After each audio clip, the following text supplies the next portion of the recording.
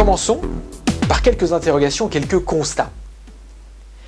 Quels éléments constituent l'EPO dans une organisation au cœur d'une activité? Alors l'EPO, attention, il n'est pas du tout question de ce produit dopant connu dans le monde du sport, fort heureusement, mais derrière cet EPO, eh bien, se cache juste en fait l'acronyme de l'enthousiasme, de la performance et de l'optimisme.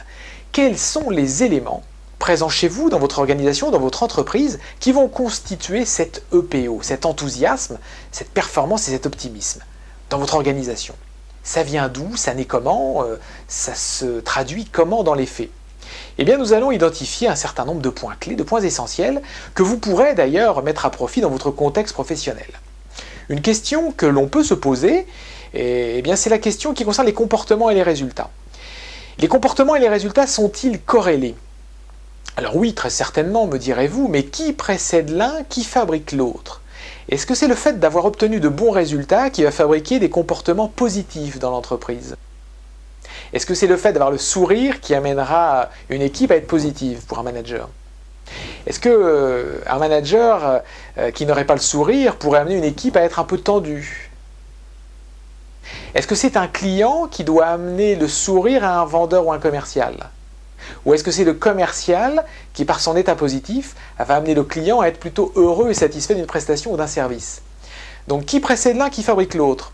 Comportement, résultat, résultat, comportement. C'est très intéressant à identifier. Quelles dynamiques motivationnelles sont présentes dans les entreprises? Alors derrière cette dynamique motivationnelle, c'est comment les professionnels, les collaborateurs sont récompensés, sont reconnus, comment ils vivent à l'intérieur de cette entreprise leur propre motivation. Et nous verrons qu'il y a des dynamiques motivationnelles riches et variées. Et en tant que consultant, eh bien, il y a une démarche que j'apprécie énormément de réaliser. C'est un audit, c'est l'audit S. Et l'audit S, à un moment donné, me permet de mesurer le TXSM au carré. Alors qu'est-ce que c'est que le TXSM au carré? Eh bien c'est tout simplement le taux de sourire au mètre carré.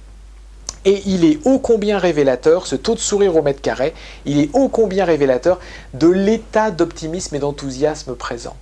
Et je me suis aperçu d'une chose, c'est que lorsque le taux de sourire au mètre carré est faible, il y a souvent des formes de pression, plus que de plaisir, qui sont rencontrées dans les services, dans les départements, dans les couloirs.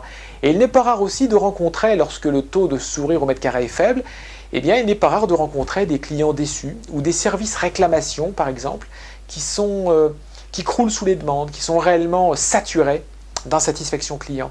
Donc ce fameux taux de sourire au mètre carré, cette face visible d'un iceberg positif, est ô combien important à identifier en vue de poser un regard qui vous serait propre dans votre entreprise bien sûr, un regard sur l'activité et sur les comportements et les résultats. Il est clair que cet audit du sourire, qui peut faire sourire d'ailleurs par sa simplicité, est ô combien vrai. Et essayez d'observer aussi cela dans vos organisations, dans votre équipe.